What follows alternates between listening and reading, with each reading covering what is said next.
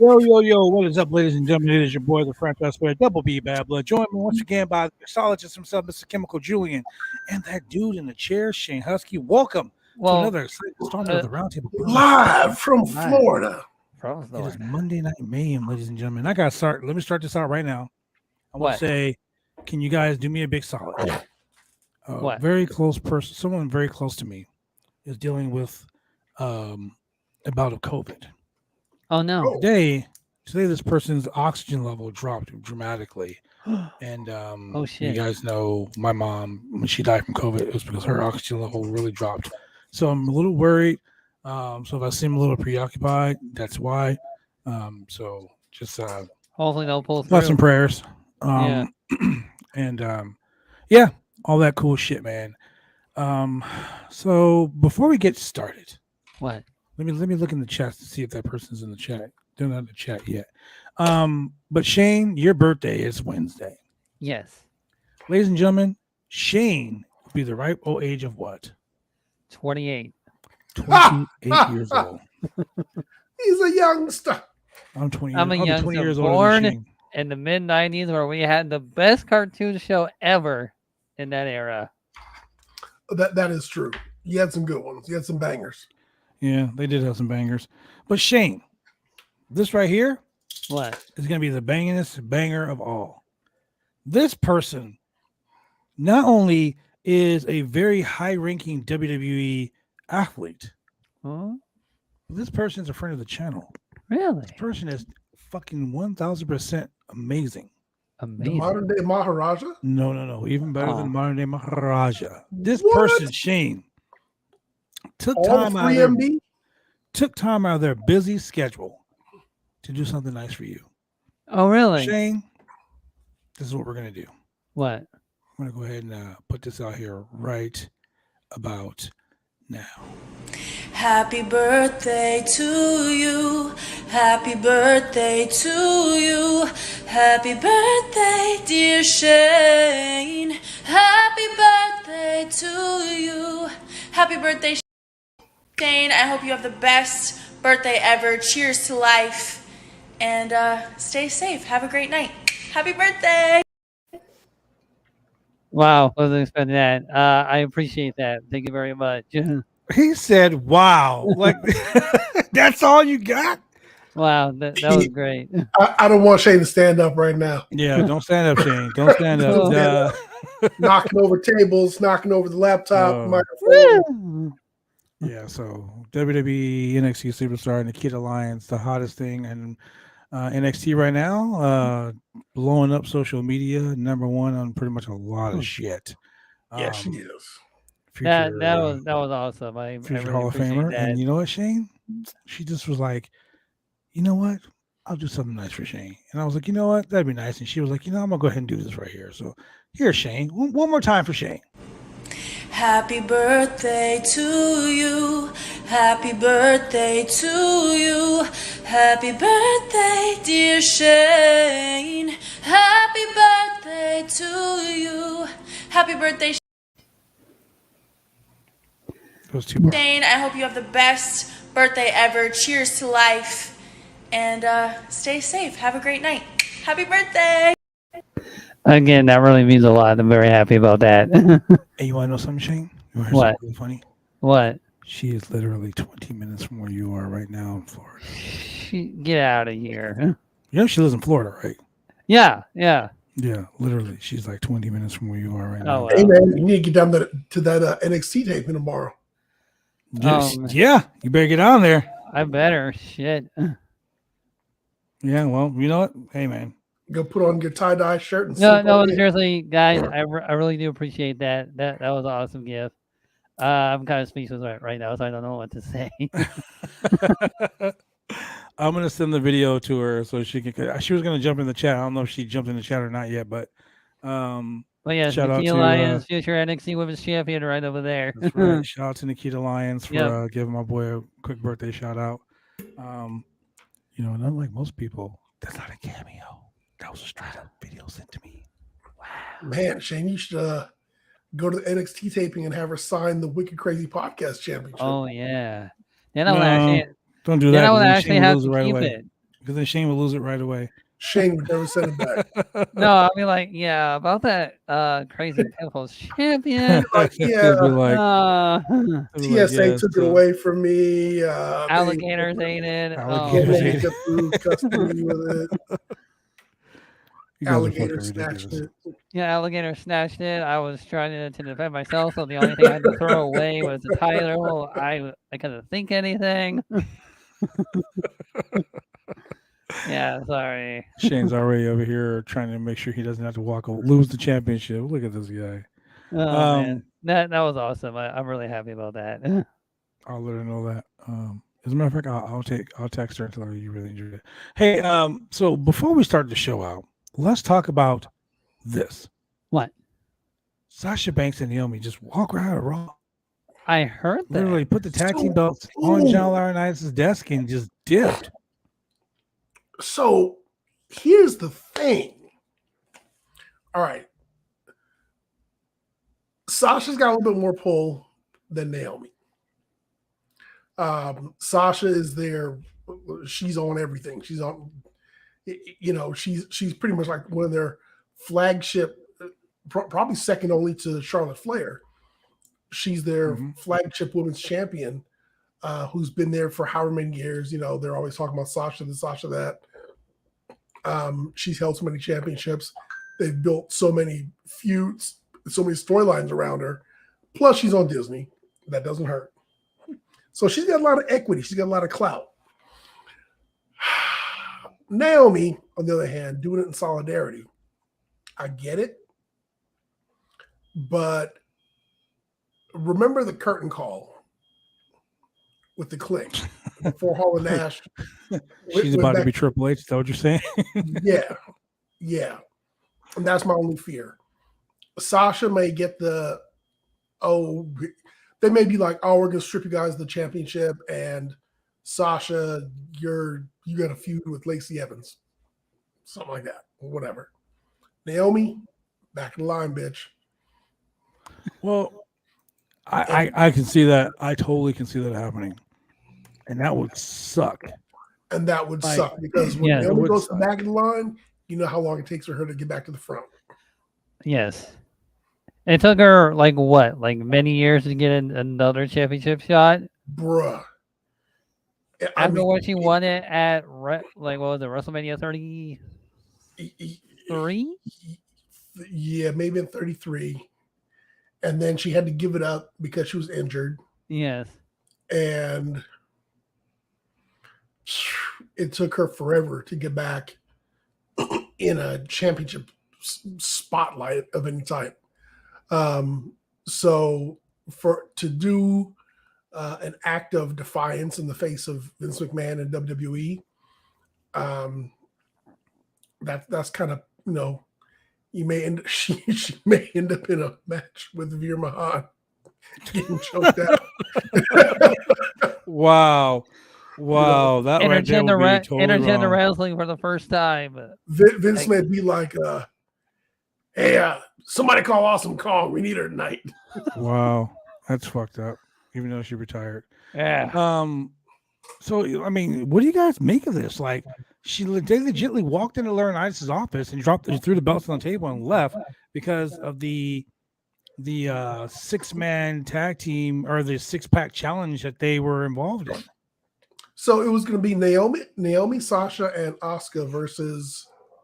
No, it was going to be It was going to be a 6-pack challenge.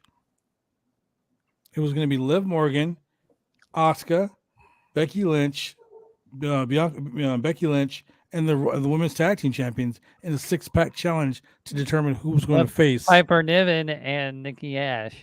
To whoever, to see who was going to face Bianca Belair at Hell in a Cell. So apparently, and since they're the tag team champions, they weren't going to win.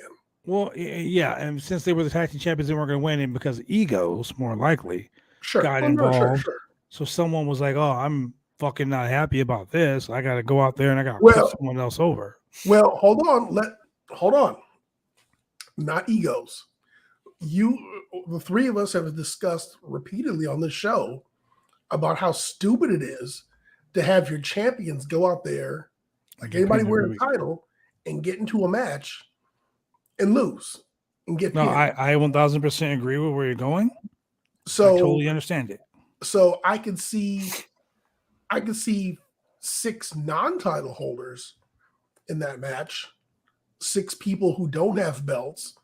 But to put your tag team champions in there and to have them lose, that is kind of stupid. And from a creative storytelling point of view, it doesn't tell a good story for your tag team champions, and it doesn't advance their storyline with anybody else either, because right now they're currently feuding with, whoever. They're feuding with Natty and Shayna Baszler. So it doesn't help that cause. It doesn't help tell anything about that story. I doubt it would have brought Piper Niven and Nikki ASH into a feud with them. All you have is your tag team champions getting pinned. And, that's, pretty silly. And see, and that's the issue that I have with the whole women's tag team gimmick. I'm sick and tired of being sick and tired of these women being put into these matches that have no fucking stakes, that don't matter. It's stupid. Well, see, in this instance, the match did have stakes, but it did nothing for your tag champs. Exactly. That would have been like, it just would have made them look weak, That would have been like putting DiBiase, Hercules Hernandez, the Killer Bees, Macho Man, and Hulk Hogan. These are all names Shane don't know except for Hogan and Macho. In a 6-pack challenge for the Intercontinental title. Well, Hogan ain't gonna win because he's got no use for the Intercontinental title. Macho Man he ain't gonna be the one to get pinned either. Gonna win. And are you gonna have Macho pin Hogan, or are you gonna let the Killer Bees pin Hogan, or DiBiase? I get what you're saying. Or Hercules, yeah. But also on the flip side, neither one of the Raw Tag Team Champions had to be pinned. It could have been, Becky could have got pinned like she did tonight. It could have been Becky that got pinned. It could have been Liv Morgan, who was like a pin cushion. It could have been any one of those. So, but the fact that they walked into the office, threw their tag team titles on the table, and left. That ego or not, that screams to me unprofessionalism. No, yes, it is. If you didn't want to work the match, all you had to do was say, yo, I'm not interested in working this goddamn match. Can you put 2 other people in it? And I'm pretty sure they would have did that. But to walk out of the TV taping like that, I don't care what the issue is. Like me as a professional wrestler, I get that they were upset. But as a promoter or a booker or someone that's in charge, for me to have to rewrite a whole segment because you decided to just piss off, like, that's not cool. And you're supposed to be the benchmark. You're supposed to be like someone who is respected. You're a champion. When you're a champion, you're held in higher esteem than most people. Well, we all remember what happened when they tried to book Steve Austin against Brock Lesnar, and Steve was like, nah. And he left. Taking your ball and going home. Yeah, took his ball and went home. So they actually just dropped their titles in the office, just like, we're just gonna head out. Sean Ross Sapp at FIFO Select basically said it. They just walked in, put the belts on the table, and they left. So he's currently looking up, trying to get a hold of someone else to confirm more information. And this isn't like that BS report that came out earlier this week. Shout out to my boys at Grapsody. Shout out to my boy Will. The shit that they were saying, oh, Will Washington said this, he said that. Will Washington didn't say none of that shit. Sometimes people just assume things. They hear one thing and I always tell my kids this, and I tell people this. Don't assume stuff. Don't hear me. Listen to me. Yes. Because I hear all types of shit all day. Every day I work, I hear all types of shit. But if I'm listening to someone, then I'm understanding. I'm comprehending. Even in relationships, friendships, loving relationships, marriage, whatever it is. Don't hear them. Listen to them. Correct. So you can't. If I'm listening to you, I can't come up with some. Oh well, I was talking to Julian. Julian said this, and this, but what he really meant was this, and this. No, what did Julian say to me? What did Shane say to me? Was I listening when he told me this? Correct. That's where that comes from. So if they walked out, they left the tag team belts and they left. I mean, sometimes you get pissed and you just, I'm done with it. I get it. I totally 1000% get it. But as a champion, as someone representing the brand, as someone that the promotion is putting their faith in, dude, that was so. Here's the other problem that it presents. We've talked about this before also. Raw has a very limited cast, if you want to call it that. So putting in 2 other people may have been a little bit difficult. So you scrap the 6-pack challenge and you have the one-on-one with Asuka versus Becky Lynch. All right. Fine. Which, to me sounds like a better idea anyway. But I think the fallout from this is, number one, you could have the tag belts change hands in Rio de Janeiro in a dark match. And number 2, like I said, for Naomi, not going to get the same type of punishment as Sasha.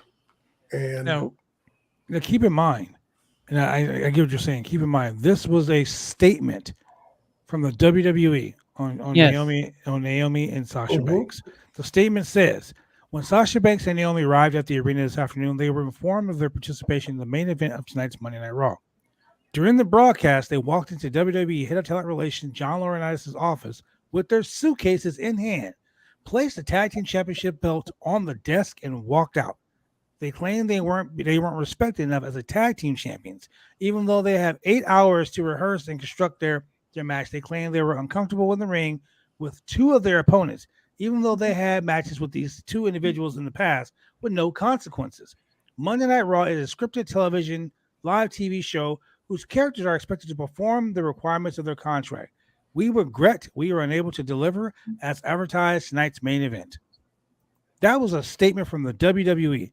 Now, that can mean one or two things. One, Naomi and Sasha had heat with maybe Asuka and Charlotte, or maybe it was Charlotte, Asuka and Becky, or maybe it was heat with Nikki ASH and Piper Niven, or whatever. But if you have heat with them, don't fucking work the match with them. Work spots with other people. There are guys in this industry that luckily can't stand. I'll give you the perfect example.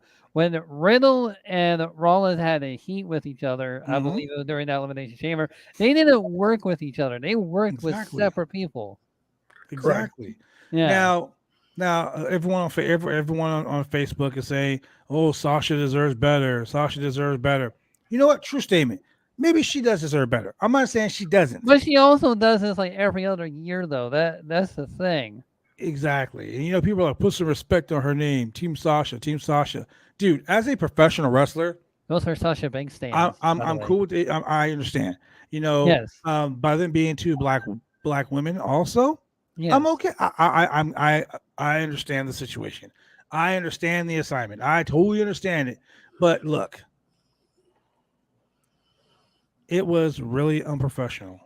Yes. The way the WWE, okay, and it's on both sides. I'm not gonna take sides, but I'm gonna tell you this: it's literally on both sides of the party that are wrong. Yeah, both parties are wrong. The WWE as a whole is wrong with the way they're treating their champions.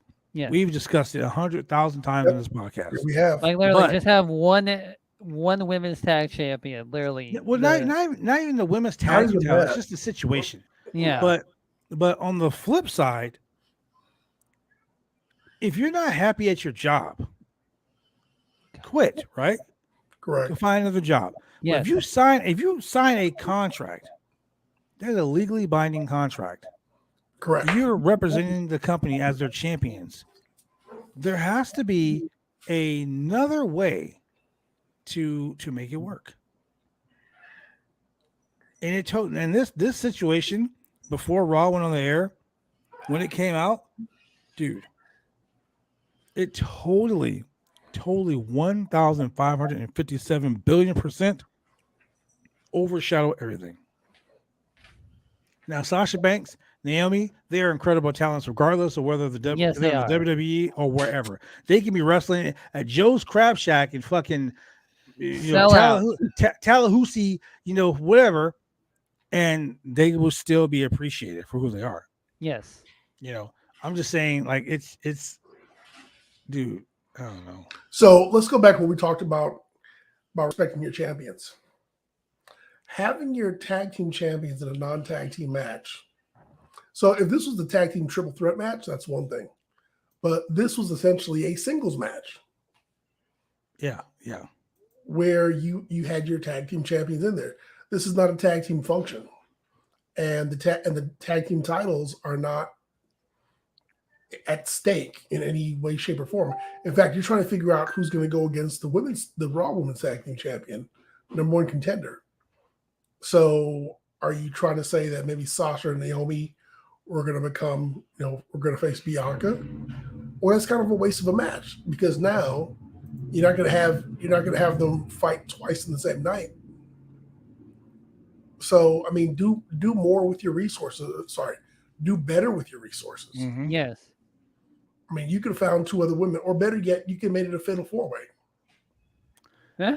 And people are criticizing the match tonight. They're like, "Oh, this Sasha Banks. This match between Becky and Asuka was sloppy. It was, dude. That match was thrown together in the last fucking minute. Yeah, Asuka knows how to work. Like, the match was thrown together in the last minute. You guys gotta understand. Like, this wasn't something that was like, hey, we planned this out the whole day. No. There's so many layers to this onion, man. You're like, you got to peel back the layers. You know what I'm saying? It's like what Shrek says. There's layers to this onion. And I will tell you this: my mom used to say this to me and my sister and my little brother all the time. There's your side. Oh yes. There's my side. No. There's your truth. There's my truth, and then there's the truth. Correct. No one wants to be the villain in there. One side of the story. Listen, two sides of the story. No one. I've been saying it for a long time. Don't just judge by one story just because this person said that. Mm-hmm. Listen. No one wants to be the villain in their own story. Yeah. And I want question is asked: who are they uncomfortable with? Right. Like, who are they? That's like who they have heat with. Like who's the one that they were like, I don't want to fucking work with them. Who's the new Nia Jax? Wow, that was shots fired. And Stephanie Hypes, one of our good friends of the channel, she posted on Twitter, WWE releasing that statement just comes off so messy. Yeah. Leave it back. Corey Graves was like blatantly said, they left unprofessionally right on the air. We know the WWE. We know how the WWE works. Oh, this person doesn't want to sign a contract with us. Oh, well, they were trouble anyway. They were trouble. They were trouble. But you know what's crazy though? So you have the 6-pack challenge, and it's like, we didn't have anybody else to fill those other two spots. But clearly backstage, we saw Tamina, we saw Danner, we saw what's her name? We saw Carmella. Mm-hmm. And we saw Dana Brooke. Selena Vega. There could have been one. I mean, they have people. Look, and there's also things like this. Look, people are saying, like, some of the language I'm seeing being used regarding Sasha and Naomi walks out is ridiculous. Okay, I get it. Us here on the Roundtable Pro Wrestling Podcast, I'm saying it as a wrestler and as a person who is in charge of running a company. It's unprofessional to walk out. Definitely unprofessional. But there's also negligence on the company's behalf. Yes. And they're like, we only have context provided by the WWE as of right now. Like, the WWE is one issuing statements. Sasha and Naomi are on Twitter right now blasting the WWE. They're being professional about it. Yep. They're not saying, fuck these guys, but no, they haven't said anything. But a lot of people are saying this, and now that I'm sitting back here thinking about it, this sounds like a witch hunt for the first black women's tag team champions of the WWE. Like everyone's like painting them in a negative light. You know, the story got ugly real fast. Right. It's not going to be a easy thing. Like no way, shape, or form this story going to end like in a very positive light. Or maybe it's a work. Maybe they're working the fans. Maybe they're going to be heels. Heels? Aren't they kind of already heels? It depends who you ask. True. I don't know, but I'm waiting for this. I'm waiting for this story to really unfold because, you know, I mean, there's so much stuff. Oh my God. Like this, you know, like I said, regardless of like whether they stay in the WWE or not, they're both two amazing talents. Yes, they are. And, you know, by far they should be treated right. You know, they shouldn't be treated like that. They shouldn't have been treated. And we've all talked about how women's wrestling in the WWE, the women are being treated. I totally get it. They're like, yo, we're sick and tired of this crap. You guys aren't treating us right. Goodbye. Correct. Time to tell you to go bye. So it is. So let's start out with this ridiculous Monday Night Raw. Raw. Time to get Raw. Raw opens up with another friggin' video package. The commentators hyping the steel cage match. And then lo and behold, the first match on the card is the steel cage match. Your boy. We're going to start off with a banger. Your boy, Bobby Lashley. The big, meaty men slapping me in a cage. So we start off with Bobby Lashley and my favorite. He's so big. He's so big. So damn big. He's massive. Like, man. He's so big. He's always pulsating. Like, Jesus Christ. I don't even have my Bluetooth with me, but he's so big. Wow. All right. So Omos comes out first with MVP. MVP is all smiles. Omos smiling. We never thought I'd see that shit. MVP says, we're about to witness a spectacle of destruction. Who says that? Who? Spectacle. That's almost as bad as saying you're the destroyer of gods and you haven't had a wrestling match before. But you know, he's taking shots at his former client. And then he puts Omos over, and Omos gets like the boos get louder and louder for Omos. Like people really fucking hate Omos. Yeah, you know why? Because he's so big. Sure, because he's people so want big. To be like, they want to be like Omos. Because like, people can't be 7 foot tall. They're like, dude, he's 7'3", 403 pounds. You can't so see that. Big. Yes. He's just so big. I've got to say, I mean, he's MVP must have sprayed him Febreze because he's not stinking up the ring like he used to. Because he's so big. Yeah. It's because he's so big. He's actually getting a little bit better. You know why he's getting better? You want to know why he's getting better? Why? Because he's so big. I mean, you know what, man? Hey, look, you play on the string. He's so big. You play on the string, and you're just like, hey, he's big, he's strong. Hey guys, you can't, you know, you can only do so much in a cage. You can't teach that, you know. You know, no, I mean, he's not going to be doing those sunset flips in a cage. So, man, if he ever does a sunset flip, whoo. Canadian destroyer off the cage. Oh no! Yeah. No, can you imagine Omos doing a one-winged angel? Wow! Can you imagine doing a sunset flip on top of the cage? Oh my god! An out table on the floor. Oh man, yes, do it. So we were in our group chatting. Oh my god! It was the corkscrew plancha. Wow! Words you must have the shooting star press. Right before the whole thing started, here comes Cedric Alexander. Cedric runs down and attacks Lashley from behind on the ramp. It was ridiculous. Hey, I was on the. Someone do a shooting star press in this match. It gets up to you. Cedric was the only light person to do the shooting star press. So like Lashley comes out, Cedric attacks him. Then like everyone, their mom comes to break it up. Then the cage, they get to the cage. The match is started in the cage, and it's just, it was just two big meaty men slapping meat. I mean, oh man, I love all it really was. There was nothing to it. MVP. They're slapping meat. Kane shot through the steel cage. No, you know what's even better about that? An MVP poked another big man with a stick. Jesus Christ. Now, here's the funny thing. The gap in the cage in the corner that MVP can get his arm through. Yeah. I was like, y'all just went and got the cheapest cage you could find. Right? Where are you located? You couldn't even find cages that connect. They went to Home Depot and bought some generic fencing. We're like, fuck it, let's make a cage. Someone was like, we're a couple inches short. Oh well. Oh well. We're fine.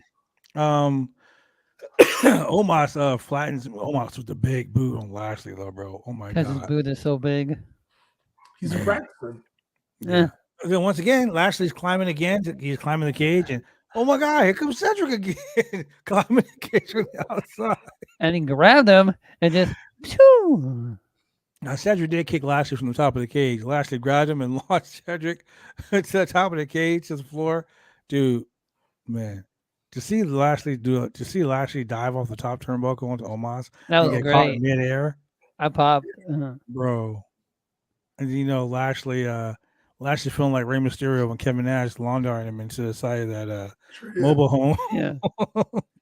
Man, I was expecting Bobby Lashley to do a blockbuster Canadian Destroyer shit. Man, that's and then one thing I did like is they show Bobby, working the shoulders and work of Omos to kind of soften him up for the full Nelson. So little bit of a little storytelling there. He was basically like limb targeting everything. Yeah. I don't know. It was actually a good match, but the whole thing about and this is so WWE. Yeah. The simple fact that he throws him into the cage and the cage wall falls down. Correct. And Bobby somehow Omos just standing there like, I don't know what happened. Like, what happened over here? I don't know what happened. You threw him to the cage door. Oh my God. He's just like, what happened? Why is he outside? So instead of getting out of the cage, like a normal guy would have done to win the match, he was like, he's laying on the cage. His feet haven't touched the ground. Let me stand here with my hand on my head and wait for him to go. I mean, why MVP wasn't screaming, get out the cage, get out the cage? Why would you have to scream, get out the cage? You know what? He's new. Let me tell you. Hey, man, he was a bodyguard before this. A doorman. Ladies and gentlemen, let me tell you he was. Let me tell you how stupid some of this is. He doesn't know these things. Bob, let me tell you something, man. I've learned over the last, I would say 2.5 years, due to COVID and the performance center era, what do they call it? Raw on the ground. No, when the WWE did those tapings, what do they call the Thunderdome? The Thunderdome. There we go. The Thunderdome era. Okay, so with the Thunderdome era, what I've learned is people are stupid. Yeah. Okay, people are stupid. Like that one time where Drew McIntyre was wrestling for the championship, and MVP said, "Hey, Drew," and Drew stopped and was like, "Huh?" Yeah, remember that? I was just playing not once or twice. Hey, Drew, huh? Like, did he just suddenly forget what he was supposed to do when that was happening? Like, hey, Drew, shit, I forgot what I was going to do. He's like, huh? Are you talking to me? You fucking morons. Bobby Lashley won this match tonight because Omos was like, huh? He's outside the cage? What do I do now? Oh, you just put your one foot over the other. Hey, but you know what? It even took Bobby a minute. Like, Bobby was like, let me sell this bump real quick. Okay, it's done. I'm so devastated. Okay, I'll stand up. He really was like that. He's like, oh my freaking God, dude, just go over the ropes. Pretty much it. That's pretty much it. So Bobby Lashley wins the match. After the match, Lashley he didn't even follow the script. Lashley is the winner. His feet touched the ground first, obviously. I don't think Bobby Lashley was supposed to win that match. He was just like, screw it. Then they go to a video package of how Tommaso Ciampa defeated Ali last week with Miz as the referee. And then we have Theory, your WWE United States Champion Theory. Theory comes out to the ring. Theory's like, yo, what's up? I'm the United States Champion, blah, blah, blah, so on and so forth. Right? So here we are. Champs out there. We think we're getting a U.S. Championship match. They announced, you know what, Ali, you don't deserve this. They announced Ali versus Theory. Yep. So we're already getting into the WWE announcing matches that ain't gonna fucking happen. So they announced Theory. Theory comes out, and then he says, "You know what? You got a special guest referee. Special guest referee is gonna be The Miz." Because Theory went back to Vince's office and said, "I feel like I'm being disrespected. Mm-hmm. I don't know why I'm wrestling Ali. He doesn't deserve a shot at my U.S. title. You need to do something different. Get Veer." Yeah, and oh boy, send Veer. Send her. Veer comes down. Here. And you know what? I'm gonna say this, man. I just dropped your interview earlier today. Well, it should have been dropped on BuySlam.net with a gentleman that faced Veer a few weeks ago, who did not run a barbecue shack. Yeah, Shane and were very upset. Liars that he didn't run a barbecue shop, and he promoted it. And he still didn't run the liars. I tell you, that's Mr. Everything you're talking about. You need to watch your mouth talking about Mr. Everything. Okay, he promotes every fucking thing. Okay, even the barbecue shop down the street. He was like, "Yo, I do this. I do this." Well, the next time you need to promote my Twitch channel. Dang it! Hey, next time we're gonna promote your Twitch channel too. I mean, hey, listen. Next time when you get on Raw or SmackDown, here's a little note: promote my Twitch channel. Yeah, good. So go check out my boy Victor Andrews on the podcast, ladies and gentlemen, talking about his match with Veer. Any man with two hands could eat barbecue.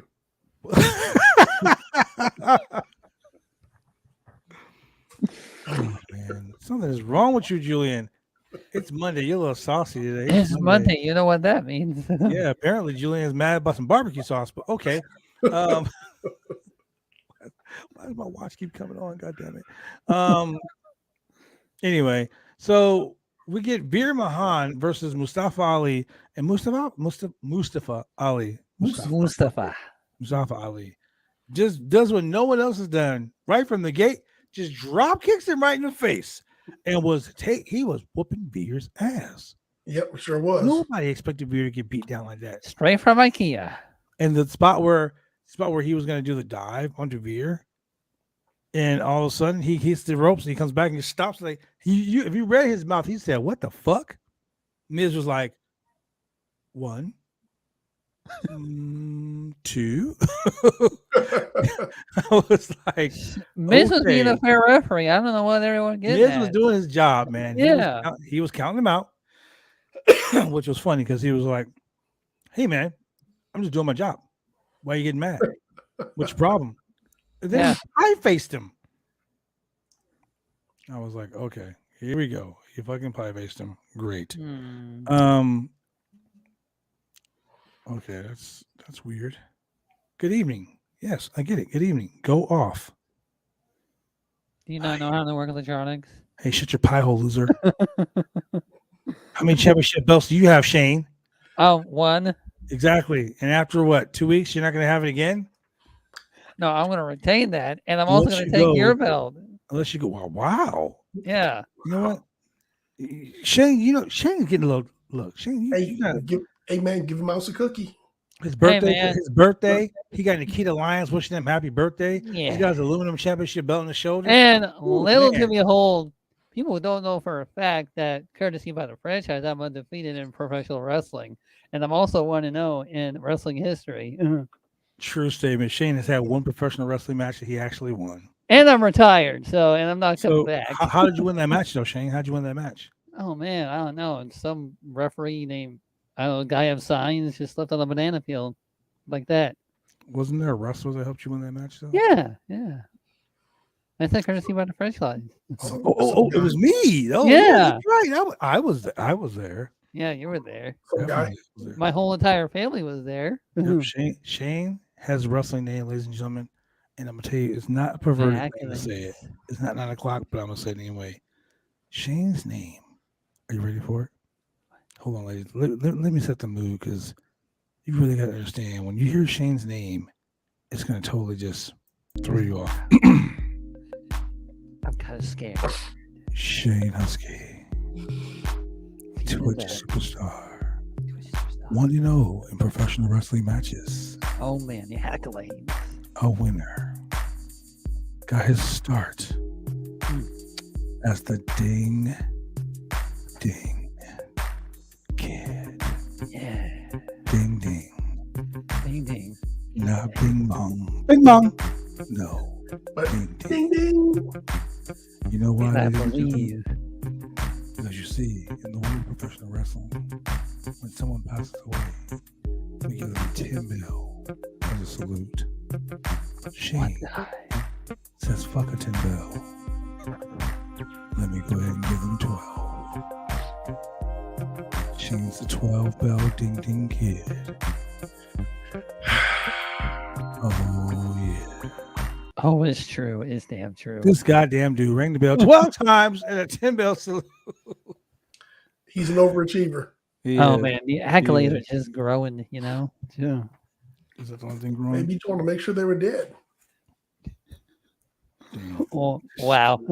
Cold-blooded. At least it wasn't for a cat like some promoters did. Anyway, so we go to this. He did it for a cat? What? Yeah, Bob Spiker did a 10 bell for a cat. Oh, poor thing. Ali turns around, Veer drops him, hits him with that what's it called, Julian? Cervical clutch. The cervical clutch. Cervicals. For the win. Veer Mahan wins the match. After the match, Veer stands tall, music hits, Theory returns to the ring because he wants to do a selfie. He tells Veer, yo, get in the selfie, man, get in the selfie. No, Theory was like, hey, you know what? I've seen your pictures at IKEA. Come on, you look good in the photo. Let's go. Come on, man, your beard's popping. Your beard's popping. Yeah. So Veer was like, fuck it, why not? Was the back of cervical clutch? Well, what was really funny is this. After he was like, yo, jump in here, the Miz came back. He was like, yo, Miz, get in here too. So finally, your favorites, Dom and Rey Mysterio, run down to the ring to clean house. And no one was there. Even the dude they were saving was gone. They were gonna, I guess it's gonna be the Mysterios versus Veer and Theory. No. Theory. Think about it. Theory was gone. Miz was gone. Hell, even the guy they went to go save was gone. The Mysterios were just in the ring, and they were doing 2-on-1 with fucking Veer. And Veer was like, yo, I'm gonna handle you fools like a cup of ramen noodles in jail. Give me your cup soup. Both out. Cup of soup. Oh man, damn it. Cup of soup. It's ridiculous, man. Anyway, so that was that. After that match, we go back to Becky Lynch. She was backstage with Adam Pearce, and they're arguing about the 6-pack challenge. Yep. So basically, we see the Raw Women's title match, promotes tonight as a 6-pack challenge match. It was Becky Lynch, it was Asuka, it was the Raw Women's Tag, it was the Women's Tag Team Champions, Naomi and Sasha Banks, and it was Doudrop and Nikki ASH, almost a superhero, Nikki Ash. So we're going to unpack this real quick because I don't see Becky or Asuka having heat with the champs. So could it have been Doudrop, Nikki ASH, almost a superhero, and Piper Niven? Because they were the only other two people involved in this match. There were Piper Niven. Hey, I don't write the news. I just report it. Why would Piper Niven have heat with either with either Sasha or Naomi? I mean, she has been squashing their ass through her matches, and apparently they did have a tag team match. 2 weeks ago, I believe it was. Yeah. And that match was the shits. So Maybe that's it. Maybe that's the issue they have. Who knows? Who knows? Who knows? What I do know is, only time will tell. Yeah, only time will tell. Somebody is going to be like, yo, did you see that? That's how we're going to find out. So basically, it turns into a number one contenders match where it's going to be Becky Lynch versus Asuka, the winner becoming the number one contender to the Raw Women's Championship match with Bianca Belair at Hell in a Cell. Okay. So there we go. We see how the Raw Tag Team Champions, Riddle, straight up gave the massive knee bump to Roman Reigns on SmackDown. Riddle. Bro, let's talk about that. Oh, yeah. Riddle is surprising the hell out of me as of late. 2 belts here, 2 belts here, and 2 belts right here. Whap! Knee to the face. Riddle's promos are funny because he always ends it with Riddle, his RK Bro 420 says, "We just smoked your ass." Like, you're really just leaning into the pot smoker thing like a lot. Like, I mean, pot is legal, you know. It's legal. Yeah. Yeah, I mean, but the WWE wants people to believe that they're But family, what amazes me friendly. more that they're doing it on the PGTV. A lot on PGTV. The thing is, a while back, I thought they were trying to get Rob Van Dam to do an anti-marijuana campaign. A while back, Rob Van Dam was going to be the shaman for MSK. Oh, man. Hey, dude. Rob Van Dam. Hey, Rob. Arm strength. Rob. Yeah, so I mean, you know, it is what it is, man. Good old RVD. RVD. Yeah, well, you know, so on and so forth. So we're gonna have the Raw Tag Team Champion Riddle versus the SmackDown Tag Team Champion Jimmy Uso. Now we talked about 50-50 booking. Oh yes, this is definitely this is 75-25 booking because Riddle has beaten both Jimmy and Jey Uso now. Correct. And they're defending the Raw Tag Team Championship against the SmackDown Tag Team Championship on Friday. Allegedly. Allegedly. So allegedly, you know, hold on. Let's do this.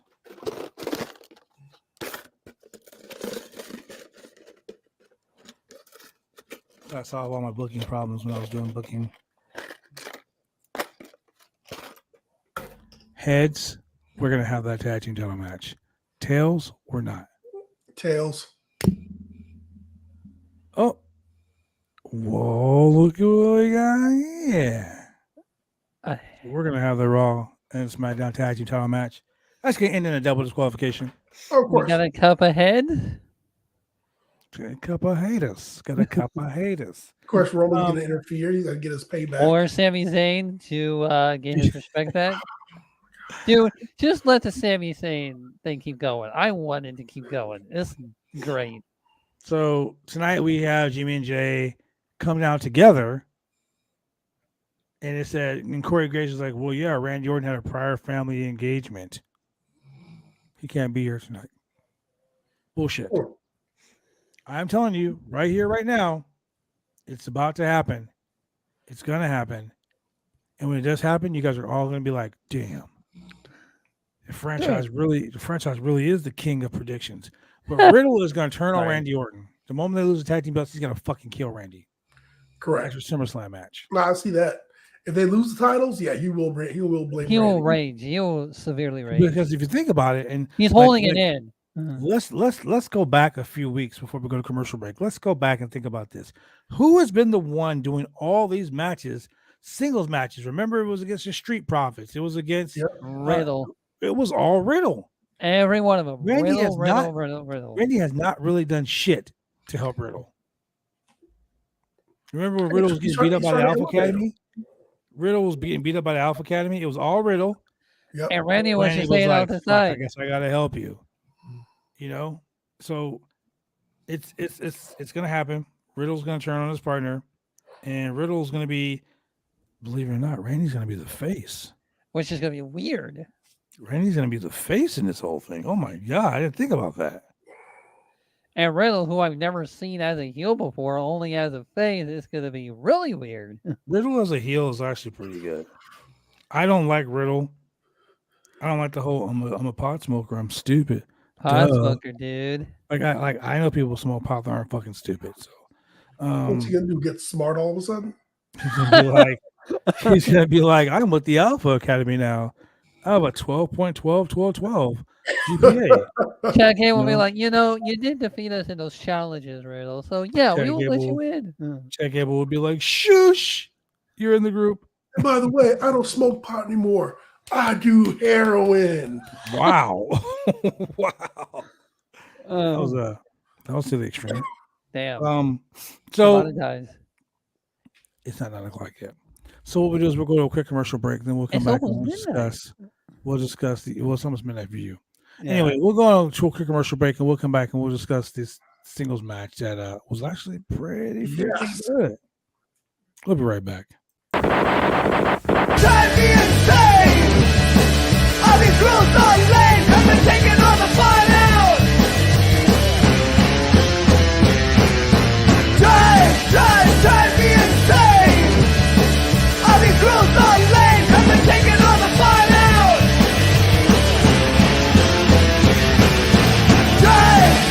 Drive me insane! All these rules...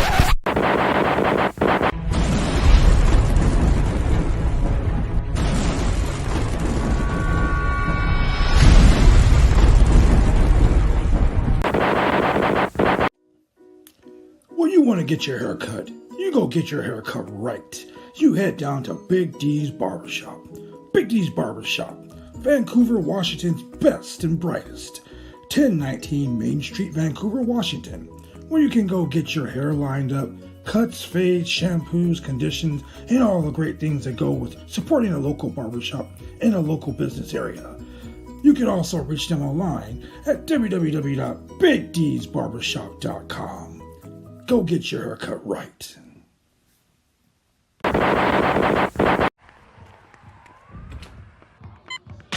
These are more than just the sounds of a safe place to go after school. These are the sounds of interest being ignited and of mentors making an impact. At Boys and Girls Clubs, we don't do just one thing. We do whatever it takes to meet the needs of every kid who comes through those doors.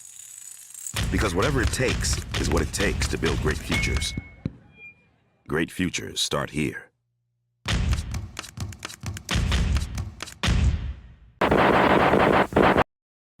And we are back, ladies and gentlemen. And like you said, great futures do start. The Boys and Girls Club. Yes.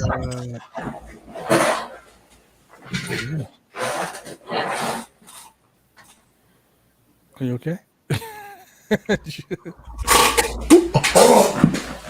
No. We're gonna go ahead and mute Julian real quick because he is loud as fuck. So I mean, shit.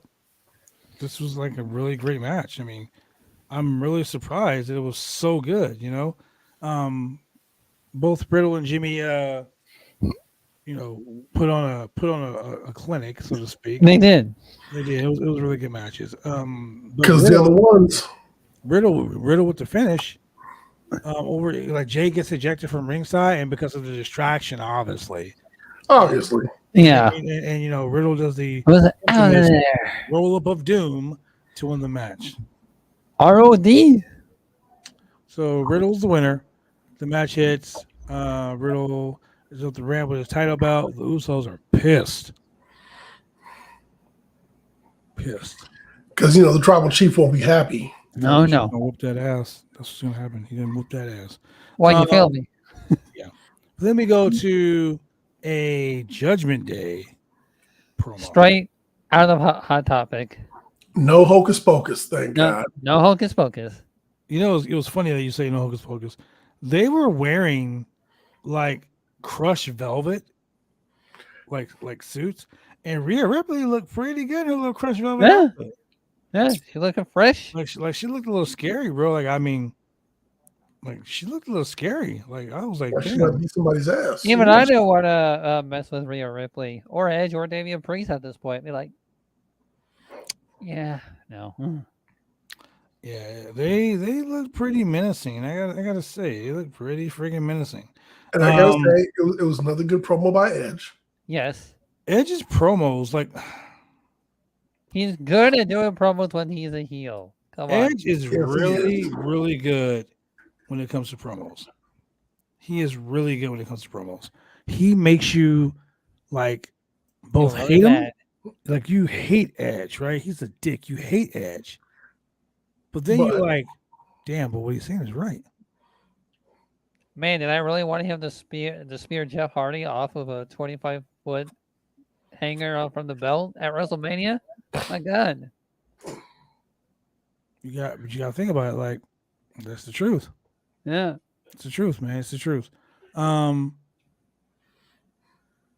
was a good match. What do you think, Julian? Hey, man, look. So the promo was good. Damian Priest didn't do any talking, which was great. Rhea Ripley looks fantastic. Edge, inviting other people to join is a good sign that maybe we'll get, some additional members. And, we'll see who it is, but, it could be a surprise. Maybe we'll get a tag team out of it, but get a tag team to join their ranks. But I enjoyed it. Yeah, I agree. So the best thing about this was they asked Liv Morgan to join. I mean, both Finn Balor and AJ Styles formed a tag team, and they asked Jason Judgment Day equals House of Black. Their Wish House of Black. They're the Wish House of Black. So the Los Ethereals came back, and Shane, I hold you responsible for this shit. Shane mentioned the kiss cam. At day one pay-per-view. Shane was like, they should bring back the kiss cam. And I said, don't do it, Shane. Don't do it. He did it anyway. No. And now we have that stupid kiss cam. This is proof that WWE watches us and they listen to the most stupidest idea that I ever had. I can only imagine that when they brought out Alexa Bliss and then they went to commercial, that whole time she was in the ring, they were doing that kiss cam shit. And they were playing trivia and they were shooting t-shirts into the audience. Pew. But Shane, they're doing the kiss cam, and it's because of you. It's because of me. Yep. Yeah, if you want to know who brought back the kiss cam, guys, everyone, it was me. Yeah. Yeah. What a douche. So we come back and we have AJ Styles and Finn Balor versus Los Ethereals. Now earlier in the night, AJ and Finn went to Liv Morgan and asked her to join forces with them. Now, in case you guys haven't noticed, they've been doing this Wolfpack gimmick on the house show circuit. Yes, they have. Yes, so they've been doing this gimmick for a while. So she comes out wearing her cute little dress and her music and everything like that, and she comes out, and then AJ and Finn Balor come out. Now AJ and Finn Balor come out, and they face Humberto and is it Hector Garza? Yes. Yeah. Garza. I'm sorry. Humberto and Garza. Angel Garza. Yeah. So they come out and they do the kiss cam to some girl. She's in the crowd. Obviously a WWE plant. What are you talking about? They're not WWE plans. Come on. Yeah. No random chicks on with those two dudes kissing on them. Anyway, so this is actually a really good tag match. This is the one that I missed. This is what I was having. This was a very good tag match. This was Bullet Club versus everyone else. And it was a good tag match where even like when Los Ethereals, I mean, they were doing good on SmackDown. Mm-hmm. Their gimmick aside, these are two really solid workers. These are two very good workers. And they got in the ring and they delivered for sure. They did. They really did. One thing that I liked though was that they didn't diminish them as a tag team because they took over for quite a bit. Correct. Like they took over for quite a bit. Yes, they have. At the end of the match, AJ hits the phenomenal forearm, and Balor hits the coup de grace. and that was it. There was like a tag team finish right there for you. Anybody who can take Finn Balor jumping on their chest gets credit from me. Dude, I'm not taking that spot, man. My abs are pretty decent, but I'm not taking no shit like that. That's gotta hurt like 1,000 times over. So after that, they all do the too sweet in the middle of the ring. Too sweet, guys. Too sweet. Too sweet. Come on. And the fans cheer, of course. Everyone's happy for the Bullet Club reunion. It wasn't a Bullet Club reunion. Then they go to Chad Gable and Otis backstage. Yes. Kevin Owens walks up wearing the I Love Sami Zayn shirt. Yes. He misses his best friend, Sami Zayn. He misses his bestie. I was like, oh, that's so cute. He's like, well, since Seth Rollins called me a name, I'm not going to even respect him anymore. Yeah. So Kevin Owens is pissed, right? Because Ezekiel's DNA results keep coming back. And they came back and they were inconclusive due to the fact that there was barbecue sauce. They were contaminated. They were contaminated. Yeah. Because and Owens was like, yeah, I think I saw him eating a pulled pork barbecue sandwich last week. Oh, man. Probably generously donated by that guy who fought Veer. Maybe he was telling the truth Shout out to after Victor all. Andrews, ladies and gentlemen. Shout out to Victor Andrews. Yeah, you can tell Julian is a little offended by the fact that he did not work at a barbecue place. Just falsified, man. Just falsified. False. Does it always have to be kayfabe? Come on. Kayfabe. Funny. Did you see the picture I sent you guys in our chat group? Yes. Tell me it does not look like Elias. Yeah. I'm sorry. I looked the guy up last week when you showed him to me, and I was like, huh, how about that? So, ladies and gentlemen, the picture that we're talking about is a picture of a guy. His name is Jeff Gaylord. He was a WWE jobber back in the day. I thought you were like making that last name up. I was like, wow. No. he was a star in WCCW, World Class Championship Wrestling back in the day. Okay. He was like actually one of the guys that people were pegging for the next Ultimate Warrior because he had the size and all that stuff, but he just didn't have he didn't have the heat, so to speak. I can't believe you just said did he have the work rate? He had the work rate. He just didn't have the I'm gonna fucking hold you up for my money, Vince. he didn't have that. He didn't have that attitude going for him. So yeah, I mean that's pretty much was the whole thing. Then we go to Sonya Deville last week. Adam Pearce informs her that she's no longer a WWE official. Yep. But she is a WWE wrestler, and she got beat last week within 10 seconds? 10 seconds, and this one's about the same. And now she has another match. Alexa Bliss comes back. Hey, does that mean that Alexa Bliss is going to be in the Guinness Book of World Records of holding 2 straight short single matches? Well, Alexa Bliss is finally back, and she gets into the ring, and Sonya Deville did a lot more of this match than she did last match. Like Sonya got into her last match. This match was actually a match. So back from the break, Sonya comes out, and she's ready for her rematch with Alexa Bliss, who comes out with new music. And of course, Lily. I actually liked Alexa Bliss's new music. That's just me. Yeah, I like Lily. Lily. There. Of course, Lily. Ooh, somebody's shop zone said, hey man, we got some boxes of these Lily dolls. We gotta sell this shit. So get her out there. At least it's not a human life-size dolls. I can't stand those. Just those things. Hey, those Lily dolls were hot sellers on the market. Like people were buying those things like right away. At least it's not going ding. Oh, I hate that. It's not going bing bong. With a wink. I hate dolls that are life-size. I can't stand that. No hocus pocus, Jason. No, thank God. Man, we missed you on the show, Jason. You've been around for a while, man. Yeah, Jason, glad to have you back. I did tell you about me coming to California in July, right, Julian? Sure did. Okay. So after the match, Alexa Bliss won the match once again with a DDT. Then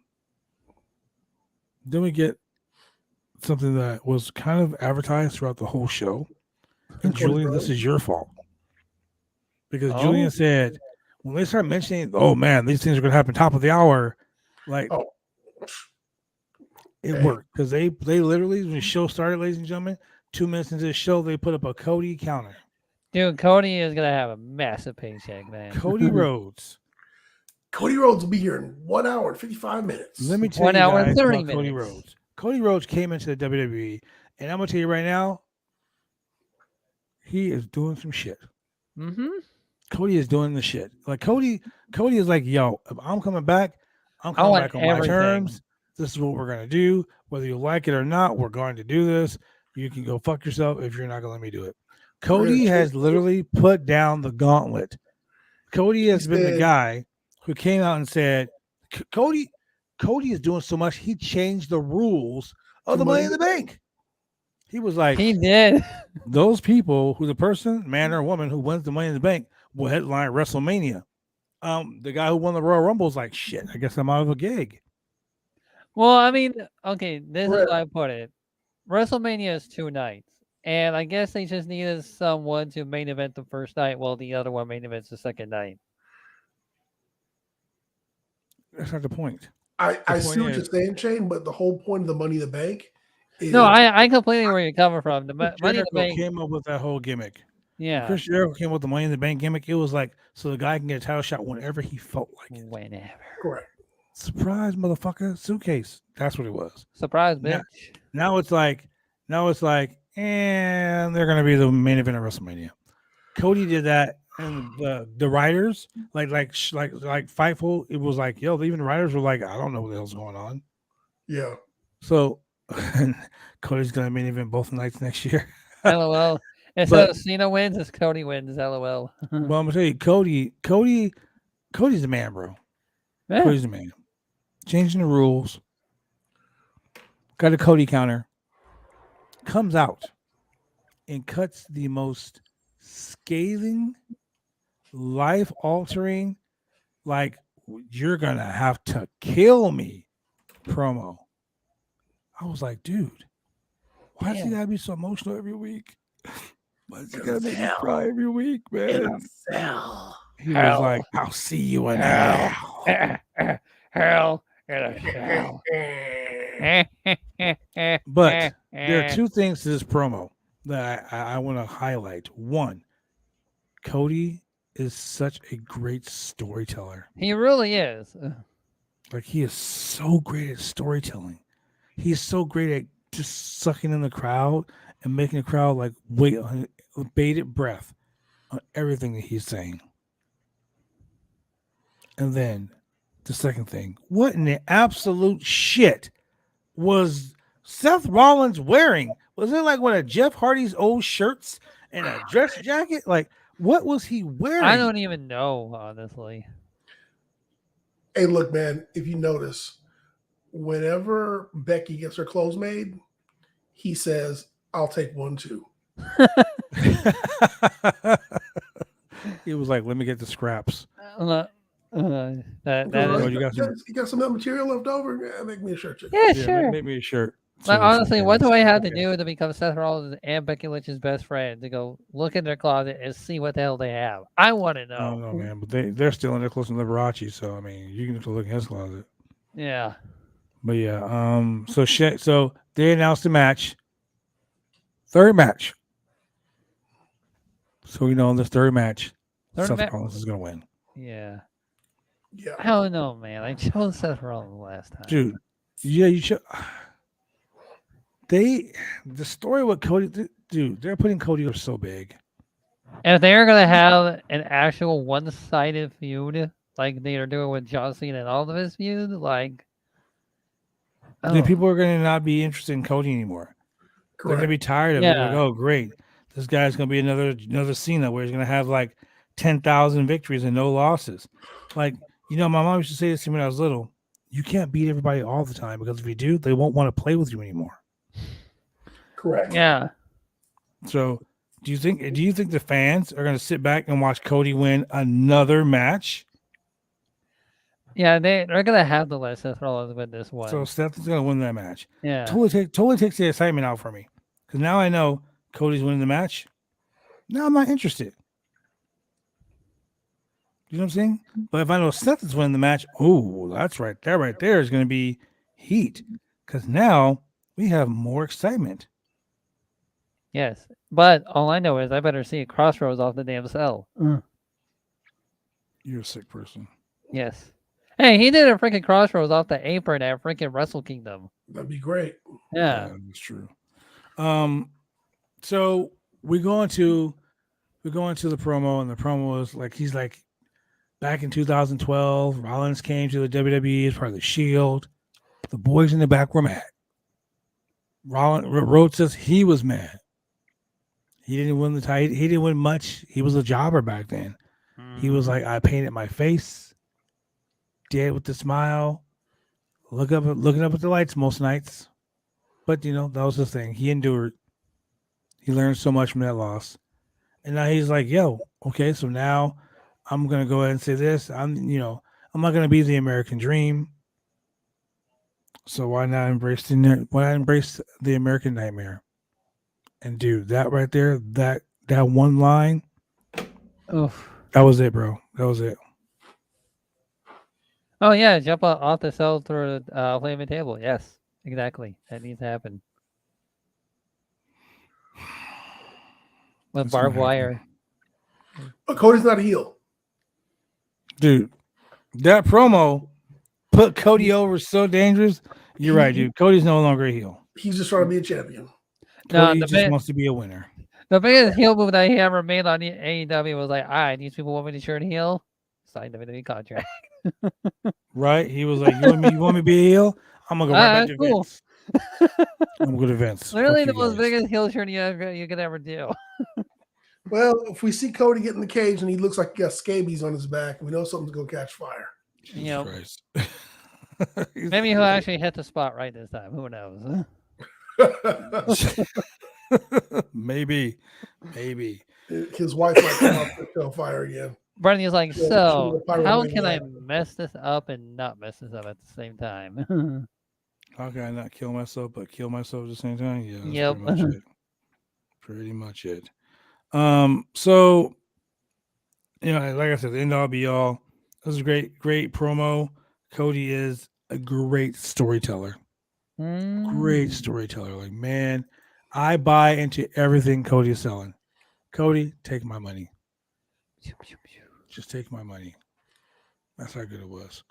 But then we go to your boy Ezekiel versus Chad Gable. Yeah, Bill. I don't know what to say.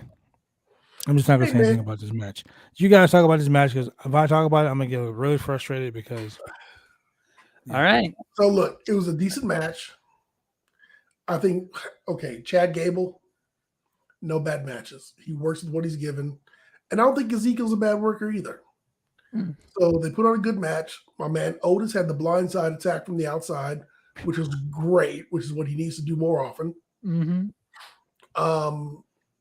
What they're exactly wrestling about, I don't know. But, okay, they're wrestling. They're wrestling because the DNA was faulty. They're wrestling because to make Ezekiel... you know what? They should have a submission match where Ezekiel has to admit that he's he's Elias. Instead of I quit match, it says I am Elias match. Yeah, I'm Elias match. Yep. Look, man, I'm so tired of the whole fucking Elias. I'm not Elias. I'm Ezekiel. I'm Jeff Gaylord. I'm so tired of the whole thing. Next thing he's gonna say is, "Hi, my name is so and so, and I'm an alcoholic." I don't give a shit about all that. I'm so sick and tired of it. You're thinking Lacy Evans. Ezekiel wins the match. You know what else I mean? I'm not talking about that either. No, I'm not gonna talk that. I will leave the show so you guys can talk about that. That's how I'm so tired of that shit. I am. What? 24/7 rule. 24/7. It was R-Truth. R-Truth is such a goddamn clown. The fact that he just walked up, threw the paper in the trash can, and was like, 5, 4, 3, 2. No. Hold on. He said if you're gonna find Tozawa, you gotta think like a Tozawa. Yeah. Whoa! Look at this. The Nightmare Factory. Wow. QT Marshall. just retweeted my tweet. Oh. My tweet says Cody Rhodes killing the promo game tonight. Man, he can tell a story. By the way, shit. what the fuck is Seth wearing? Nightmare Factory retweeted it. Shout outs to the Nightmare Factory. Thank you very much, QT Marshall. Straight from the bowling alley. Come on. Straight from the bowling alley. I wonder if he has league nights. He probably do. Yeah. I'm just this 24/7 thing. Dana Brooke, she tells Truth she's thankful. Thank you for doing that. And Truth's like, yo, I want to shout the championship. So he wants his baby Dana back. Brooke shows him away, and she takes off running right into Carmella. Hits Carmella. And boy, Carmella is a savage. Because the shit that she said had my heart broken. I was like, damn, calm down, Carmella. Why you so mean? Like, She's damn. mean, girl. You get your burn book over there too? Like, damn. She was mean. She straight up said, she said, Dana is so sorry. She goes, Dana is a sorry excuse for a competitor and a wife. Wow. My husband can't keep his hands off me. Your husband, and Dana Brooks says, well, you haven't been relevant since the chinless guy. Oh, man. Words here. Bye. Like that one meme is like, damn. That was it. It was over. Haven't been relevant since the chinless guy. Shit. Man, that was a while ago. Oh, yeah. Now he's wrestling on GTS. Yeah, if that. But, hey, she wasn't lying. She wasn't. Although, I will say, Mela is money. Mela is money. Mela is money.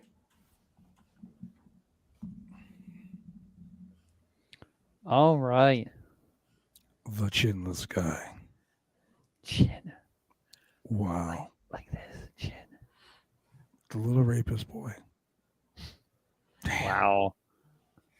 Yeah, I had to walk away from that one. Hey. Man. Anyway, so there we go. Does that make Dana Brooke a heel for telling the truth? Yeah. I mean, shit.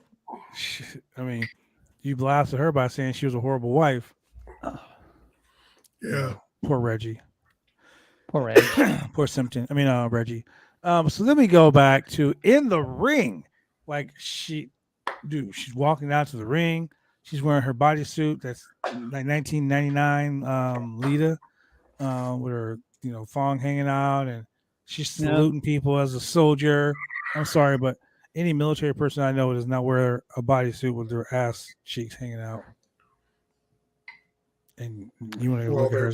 Can we stop with this whole USA shit? Their sides hanging out anyway. Like the USA gimmick thing is so overly played. Like it's not the 80s anymore. Let's just stop that. Come on now. Yeah, she's the new hacksaw Jim Duggan. Oh. Wow, you can't say that, man. You can't say that.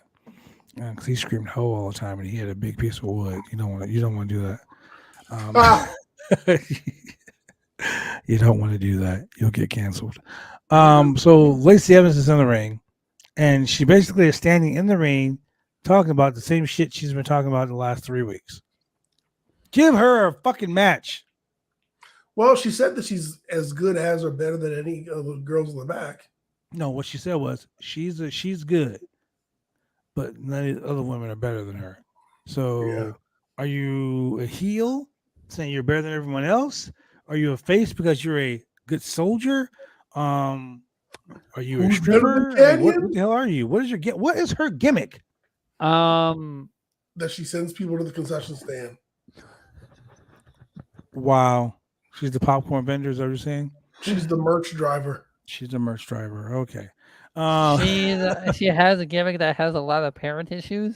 I don't know. So let me go to the number one contenders match. Becky Lynch versus Asuka. And I gotta say, with Bianca Belair at ringside, this was actually a pretty fucking good match. You know, for something that got put together at the last minute. Yeah, last this minute. was just fine to me. Jason's right. Her gimmick is that she's a mom. Yeah. Yeah. I don't understand what they're doing with her. None of it makes any sense. So yeah, it's baffling. It baffles me. It just, I don't know. Yeah. Anyway. All right. Listen, no, time for talking is over, Julian. It's time for the main event. Yeah. You know what? You guys are both. Oh, wait a minute. Can't find the mute button. Uh-oh. Breaking news. Wait a second. Wait. The other shoe has dropped, huh? What? Show this thread. Let me read this. You are approached in February as being part of a tag team after both being promised a big feud at WrestleMania. You bite the bullet and put everything you got into being a tag team. It works. You get over, win the titles at WrestleMania, become merch pushers. Huh. Okay. 5 weeks into your reign, you show up live on TV, ready to work. You were told you'd be in the main event. You're happy. You both are there. Told that you will be going over from pinning the other. So what? Wait a second. You have questions why the decision was made and how it helps y'all. You request a meeting with your boss to discuss it. Your boss takes the meeting and everything is actually going well. He understands your concerns. The meeting ends well and the match is told to be reconstructed for some reason. Producers get mad about it. You then ask with one of the other members going over what happens to your titles. You're told basically that you will just be carrying the belts. They want to use you both to help build the women's division to get more over. Bianca versus Naomi, Sasha versus Ronda. Neither one of you will win the solo titles. You won't defend your tag titles until Money in the Bank. You ask for another meeting with your boss, but this time you're being called spoiled. A producer walks away screaming. He comes back and tells you to both fix your attitudes. You have a brief meeting amongst yourselves and decide to stand up for yourselves. You go to another boss. You make it clear you just have your concerns. You ask why you were even in the match and why aren't the other women in it. You ask why your titles have no story for 2 months. Again, you're met with fix your attitudes. So after one final meeting with yourselves, you asking each other to make the final decision as a team. It's sad how one side is trying to create a fucked up narrative. Also, it was asked why were Nikki ASH and Doudrop in the match instead of starting their program tonight. Naomi nor Sasha talked down about being in the ring with either one of them. That's how it got flipped. Wow, that right there makes a lot of sense. Once again, ladies and gentlemen, listen, don't just hear. Yep. Man, this story is going to be crazy. Mm-hmm. So, I mean, considering what you just read, the plan was in the six-pack challenge to have Naomi pin Sasha, I guess, and then have Naomi go against Bianca, not win, and then at some point have Sasha go against Ronda Rousey and not win. That doesn't build the tag team championships.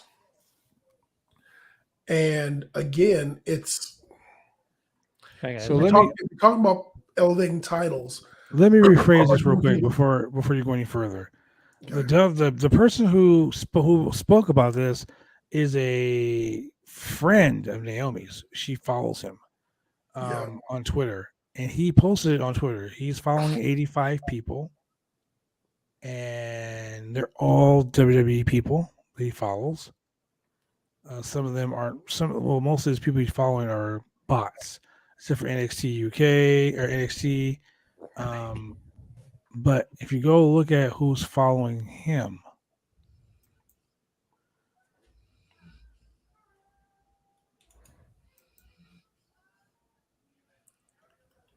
he's followed by Brian Walters. So Trinity Fatu, who happens to be Naomi, is following him on Twitter. Mm-hmm. So this guy is a writer. and this is where you're getting it. Okay. There hasn't been anything posted on their page. Nothing on Trinity's page. Jason also said it just shows that the tag titles don't matter. But the guy who posted it is featured on Trinity's page. So but Sasha said on her Twitter page, "Believe this time that I'm taking it personal." And she posted a picture of her and Naomi holding the tag team belts.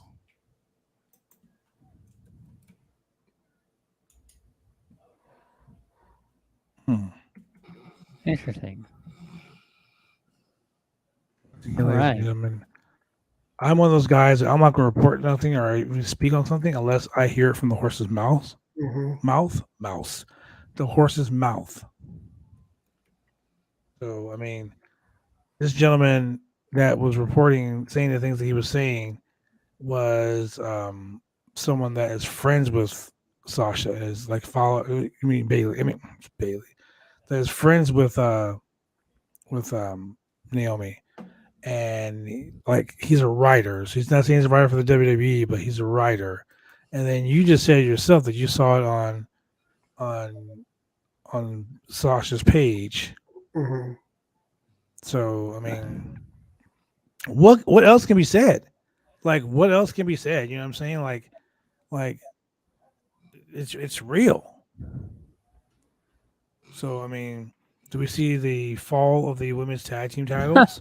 Jason said, "LOL, Sasha likely break incoming." Yeah, well, yeah. I mean, think about it. I would take a break too. Yeah. Like, I mean, think about I'd be done, bro. Like, yo, I'm getting treated like a wet food stamp over here, man. Like, I'm good. Like, gross. Go fuck with someone else. Yeah, man. This story just keeps getting crazier and crazier and crazier. We won't know for sure until we hear what actually happened. I mean, someone is going to break. Yeah, so I mean, and they're being very professional about it. Like they're not like, yeah, the WWE did this to me and they suck and blah blah blah. A lot of people go and they do shoot interviews. You know? Yeah. So I mean, you can see. I mean, it is what it is. I'm pretty sure it's gonna go down. The news is gonna be by tomorrow morning. We're gonna have 1,000 issues when it comes to this. And here's the thing: this is what bothers me about this whole scenario. Random people are talking about this, right? But the fact that the WWE buried their champions on TV. Correct. That's saying something. They went on TV and they were like, you had a commentator say, well, yeah, these guys were unprofessional and they just left the arena. Like, so I mean, you can be like, oh, it's a work. This I don't think it's a work at all. No, I don't think it's a work at all. And I think that some people are pissed. And like you said, this time I'm taking that was April 11th that she pinned that tweet. Yeah. I mean, damn.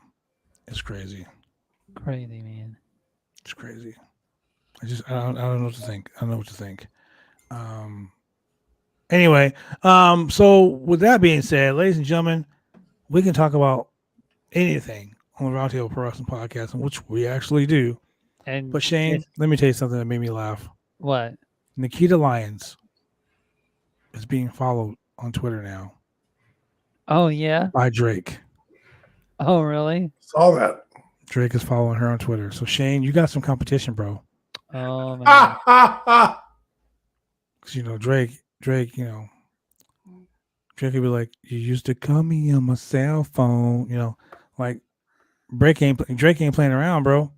What you gonna do? What you gonna do about Drake? He might escort her to the ring for SummerSlam or something. Oh man, Shane, what are you gonna do? Oh, Shane. I gotta think of a plan. Oh man, Shane got to think of a plan. Y'all don't want Shane thinking of plans. That's how shit gets awry. He don't have Twitch. He ain't got a game like you, bro. Shane's a Twitch superstar, man. Yep, that's correct. So Shane, tell these people where they can watch the Twitch superstar in action. Oh man, well you can find me at Husky_518, and I also have a little bit of an announcement, but I'm gonna wait and hold on to that next week. No, don't wait, Shane.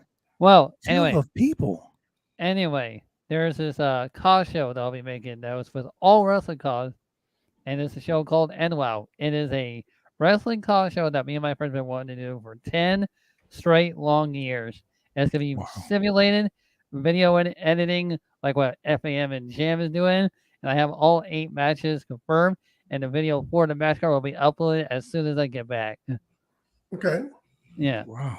All right. Shane is doing the most, ladies and gentlemen. So much. Shane's like you're doing work, man. Look at him. Man, Shane over here, like he's trying to make a love connection. Like Shane's like, yo, I can't let Nikita Lyons get away. Get this Twitch money right now. Gotta get that Twitch money. Speaking of channels, Julian, where can they watch this, man? Oh man. 2 days a week. You don't want to watch this online. You don't want to watch this on cable. You don't want to watch this on your phone. Who does that anyway? You don't want to watch this on Instagram or YouTube or Facebook. None of that. None. If you're in the Portland, Oregon area and you have cable, tell you what, you have 3 chances a week. 3 How many chances a week? No excuse. What? 3 chances a week from the company to watch us on the large video scope or the small one. I don't know what kind of TV you got. Big screen. The little CRT or the big LED. I don't know. Man. But you can catch us on Mondays at 10 p.m. on channel 22 Xfinity TV and channel 8002 CenturyLink TV. Or you can catch us on Tuesdays at 9:30 p.m. on channel 23 Xfinity TV and channel 8003 CenturyLink TV. Or you messed up on Monday, you messed up on Tuesday, you can catch us on Wednesdays at 9:30 p.m. on channel 11, both Xfinity TV and CenturyLink TV. Man, that's a lot of times. Man, Julian, look, let these cats know where they can find you on social media. Oh man, where? Hey, Twitter, Instagram, you find me at Chemical Julian. Don't add me on Facebook, because if I didn't know you before, I'm not going to know you now. I will say, don't add him on Facebook. Y'all can add me on Twitter because I like it. Twitter is toxic, so toxic. So And with that being said, ladies and gentlemen, if you like the hat that I'm wearing, you can always go check it out at www.503originals.com. That is www.503originals.com. Ladies and gentlemen, you can always get us on Twitter. You know, go do me a favor, ladies and gentlemen. If you ain't following us on Twitter, go follow us right now at the Roundtable Pro Wrestling Podcast on the big Twitter machine. We are trying to get to 5,000 followers by July 1st. My birthday, July 1st. Go follow this channel. Go follow this channel. Go follow us. Fall in love with us. Marry Shane. Especially with me. Fall in love with me. Definitely. Shane wants a wife. If you want to check out some news, go to bodyslam.net for all your wrestling news needs. That's www.bodyslam.net. In case you didn't know, boom is right there. Boom. Yeah, man. And you know what they say, man. You know what they say. Sometimes when things go awry, you gotta get that bread out. You get that bread out, you gotta feed the ducks. Feed the ducks. Time it is now, ladies and gentlemen. Like those it is time at to talk about donating to bodyslam.net to help keep this website going. PayPal. And we continue to bring you a wide, throbbing, very, very visceral, very, very thick and throbbing, pulsating storylines, pulsating news from the wrestling world and MMA. Cash money. Cash All you out. gotta do is pop a little shoe like my boy Shane and go to www.slamchats.com and slide us some of that cash. That's right, www.slamchats.com. The lights on. And with that being said, for the husky man himself, Mr. Shane 518, for the mixologist himself, Chemical Julian, ladies and gentlemen, we will see you on Wednesday, for AEW Dynamite. And one more time before we go, ladies and gentlemen, Nikita Lyons. Happy birthday to you. Happy birthday to you.